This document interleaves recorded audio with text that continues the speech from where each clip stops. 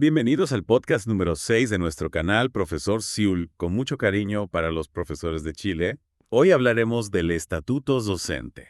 Muchas gracias por la invitación.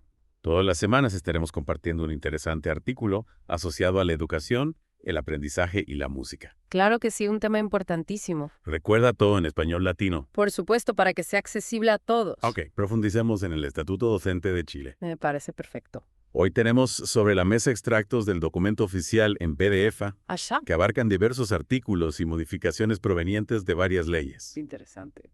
Nuestra misión en este espacio es extraer esos elementos profesionales clave que realmente impactan en tu comprensión del trabajo docente aquí en Chile. Sin duda es fundamental entender bien el marco legal en el que se desenvuelven los profesores. ¿No te parece? Totalmente de acuerdo. Entonces comencemos por entender a quiénes cobija este estatuto. Claro, porque no todas las personas que trabajan en educación están sujetas a las mismas reglas. Exacto. ¿A quiénes aplica este estatuto en concreto? Bueno, el estatuto docente se aplica principalmente a los profesionales que trabajan en establecimientos educacionales municipales. Ya. También a los profesionales de la educación parvularia, que son subvencionados bajo el DFF el número 2 de 1998.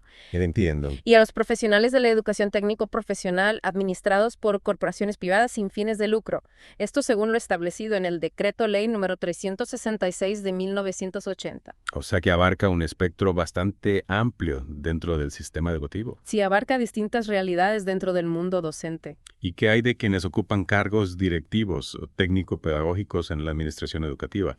A ellos también los cubre este estatuto. Sí, también a ellos siempre y cuando sus roles requieran que sean profesionales de la educación. Perfecto, eso nos aclara el panorama de a quiénes se dirige este estatuto. Exacto, ahora que sabemos a quiénes aplica, podemos profundizar en los aspectos que regula. Me parece bien. ¿Cuáles son esos aspectos clave que define este estatuto? Bueno, en primer lugar establece los requisitos, deberes, obligaciones y derechos profesionales, comunes a todos los profesionales de la educación que ya mencionamos. Interesante. En segundo lugar, detalla las trayectorias profesionales para quienes trabajan en el sector municipal. Eso incluye a quienes tienen roles directivos o técnico-pedagógicos en la administración. Exactamente. Ya veo. Entonces, el estatuto también regula de alguna manera la situación de los profesores que trabajan en colegios privados. Sí, por supuesto. ¿Y en qué se diferencia? Bueno, estatuto sí se refiere a los contratos de los profesionales de la educación en el sector privado, Ajá, pero lo hace bajo los términos del título 4. entiendo. Hay que tener en cuenta que algunos artículos de este título 4 no son aplicables a los profesionales que trabajan en establecimientos particulares pagados. O sea que hay diferencias importantes según el tipo de institución. Sí, definitivamente el estatuto reconoce las particularidades de cada sector. Hablemos ahora de las funciones que define el estatuto. Eso bastante el fashion. Comencemos con la función docente. ¿Qué implica exactamente este concepto? La función docente se define como una actividad profesional de nivel superior, Ajá. de carácter eminentemente pedagógico. Entiendo. Implica llevar a cabo de manera directa los procesos de enseñanza y educación. ¿Y eso qué significa en la práctica? Significa que el profesor no solo está parado frente a un aula, Claro. sino que también realiza el diagnóstico de las necesidades de aprendizaje de los estudiantes. Ya veo. Planifica las actividades educativas, ejecuta esas planificaciones y evalúa tanto el proceso como los resultados. ¿Ese que es un trabajo integral? Exacto. Y esto aplica a todos los niveles educativos. Cierto. Así es a la educación parvularia básica y media. Perfecto. El estatuto también hace una distinción entre docencia de aula y actividades curriculares no lectivas. Sí, esa es una distinción importante. ¿Podrías explicarnos la diferencia? Por supuesto. La docencia de aula se refiere a la interacción directa y sistemática que ocurre dentro del aula. Es decir, el tiempo que el profesor pasa enseñando frente a sus estudiantes. Exactamente. El estatuto incluso especifica que la hora de clase debe tener una duración máxima de 45 minutos. Ya. ¿Y las actividades curriculares no lectivas qué son? Son todas aquellas tareas educativas que complementan el proceso de enseñanza-aprendizaje. Y se realizan fuera del aula. Correcto. Se realizan fuera del tiempo de instrucción directa en el aula. Entonces no se considera tiempo libre para el profesor. Para nada. Estas actividades son fundamentales para el desarrollo del proceso educativo. ¿Podrías darnos algunos ejemplos? Claro, por ejemplo, la preparación de las clases, el seguimiento de las actividades, la evaluación del aprendizaje de los estudiantes. Ajá. Y cualquier tarea que se derive directamente de la docencia en el aula. Ya veo. También se incluye el desarrollo profesional de los docentes. ¿En qué sentido? Por ejemplo, la participación en cursos, capacitaciones o congresos. Interesante. Y el trabajo colaborativo entre pares en el marco del proyecto educativo institucional y el plan de mejoramiento educativo. O sea, que es un trabajo que va más allá de las horas de clase. Sí, definitivamente. ¿Y qué hay de la participación en la comunidad escolar? También se considera parte de las actividades curriculares no lectivas. ¿De qué manera? Por ejemplo, la atención de alumnos y apoderados en aspectos relacionados con la enseñanza, Ajá. las responsabilidades como profesor jefe o tutor de curso, Ya veo. el trabajo en equipo con otros profesionales del establecimiento Interesante. y la participación en actividades extracurriculares, ¿Cómo cuáles? actividades de carácter cultural, científico o deportivo. Me parece muy completo. Sí, el estatuto busca reconocer y valorar la diversidad de tareas que realiza un profesor. Pasemos ahora a la función docente directiva. ¿Quiénes ejercen esta función? La función docente directiva la ejercen profesionales con experiencia y formación específica o que cumplen con requisitos particulares. Entiendo. Se encargan de la dirección, la administración, la supervisión y la coordinación de la educación. Y tienen autoridad sobre el personal del establecimiento. Sí tienen autoridad sobre el personal docente para docente administrativo auxiliar o de servicios, Y también sobre los estudiantes. por supuesto. El ejemplo más claro de esta función es el director del establecimiento. Correcto. ¿Cuáles son sus principales responsabilidades según el estatuto? El director tiene la responsabilidad de dirigir y liderar el proyecto educativo institucional y de asegurar la participación de la comunidad escolar. Interesante. En el caso de los establecimientos municipales, el director también gestiona los aspectos administrativos y financieros. Ya veo. Es una gran responsabilidad. Sin duda. Por último, hablemos de las funciones técnico-pedagógicas de apoyo. Perfecto. ¿Qué tipo de roles se incluyen en esta categoría? Aquí el estatuto no da nombres específicos, pero se refiere a todos los profesionales que brindan soporte al proceso educativo.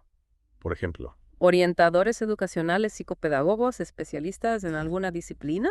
Cualquier profesional cuya experticia contribuya al aprendizaje de los estudiantes. Me parece una categoría muy importante. Sí, porque reconoce la importancia del trabajo interdisciplinario en la educación. Exacto. Hay una nota en el material que tenemos sobre la posible suspensión de funciones. Sí, es un tema delicado. ¿Qué dice el estatuto al respecto? El estatuto establece que los profesionales de la educación pueden ser suspendidos de sus funciones, ya sea con o sin goce de remuneraciones, ¿Y en qué casos se aplicaría esta medida? durante el tiempo que dure una medida cautelar. Entiendo. Es decir, mientras se lleva a cabo una investigación o un proceso legal. Es una medida que busca proteger a todas las partes involucradas. Exactamente. Pasemos ahora a un tema que siempre genera debate: la autonomía profesional en la enseñanza. Claro, es un tema fundamental. ¿Qué grado de autonomía tienen los profesores en Chile? El estatuto les otorga un cierto grado de autonomía, pero no es una autonomía absoluta. Está sujeta a los lineamientos legales, al proyecto educativo del establecimiento y a los programas de mejoramiento e innovación. ¿Y en qué áreas se manifiesta concretamente esta autonomía? Bueno, en primer lugar, en la planificación de los procesos de enseñanza y aprendizaje. El profesor tiene la libertad de elegir los métodos y técnicas que considere más apropiados. Interesante. En segundo lugar, en la evaluación de su propia enseñanza y del aprendizaje de sus estudiantes, siempre en concordancia con los estándares nacionales y los del establecimiento. Claro. En tercer lugar, en la selección y utilización de textos escolares y materiales didácticos, Ya veo. tomando en cuenta las condiciones geográficas ambientales y las características de los alumnos. O sea que el profesor tiene la posibilidad de adaptar su práctica a la realidad de su contexto. Exactamente. Y por último, la interacción con las familias y apoderados. Siempre respetando las normas del establecimiento. Por supuesto. Me parece un equilibrio interesante entre la normativa general y la libertad del profesor. Sí, el estatuto busca dar espacio a la creatividad y la innovación pedagógica. Hablemos ahora de la rendición de cuentas y la evaluación. Un tema crucial. ¿Qué establece el estatuto sobre la responsabilidad de los profesores? El estatuto es muy claro al respecto. Los profesionales de la educación son personalmente responsables de su desempeño, ¿Y cómo se evalúa ese desempeño? a través de procesos de evaluación de desempeño. Y los profesores tienen derecho a conocer los resultados de esas evaluaciones. Por supuesto, tienen derecho a ser informados de los resultados. ¿Y qué pasa si un profesor no está de acuerdo con su evaluación? Tiene derecho a apelar si la considera infundada. Entiendo. El estatuto establece que deben existir reglamentos que fijen estándares y procedimientos objetivos, ¿Para qué? tanto para las evaluaciones como para el ejercicio del derecho a apelación y a la defensa. Es importante que se garanticen los derechos de los profesores. Totalmente de acuerdo. Para finalizar, ¿qué procedimiento se establece para las quejas o acusaciones contra un profesional de la educación? Cualquier reclamo o acusación debe ser por escrito. Ajá. O si se hace de forma verbal, debe ser registrada por escrito por el funcionario que la recibe. Ya. Esto permite que la queja sea tramitada por las autoridades correspondientes. Y el profesional involucrado debe ser informado del contenido de la queja o acusación. Para que pueda ejercer su derecho a defensa. Exacto, es un principio básico de justicia. Bueno, creo que hemos cubierto los aspectos más importantes del estatuto docente. Sí, hemos hecho un recorrido bastante completo. Hemos visto a quiénes aplica, cuáles son las funciones que define, la autonomía profesional, los mecanismos de rendición de cuentas y el procedimiento para las quejas o acusaciones. Es una ley fundamental para comprender el funcionamiento del sistema educativo chileno. Sin duda. Y con esto llegamos al final de nuestra inmersión en el estatuto docente. Me alegra haber podido compartir esta información contigo. Esperamos que este análisis te haya sido útil para comprender mejor los derechos y deberes de los profesionales de la educación en Chile. Y para reflexionar sobre los desafíos que enfrenta la profesión docente. Te invitamos a que sigas explorando este tema Hay mucho más por descubrir. y a que nos compartas tus comentarios e inquietudes. Nos encantaría conocer tu opinión. Hasta la próxima. ¡Un abrazo!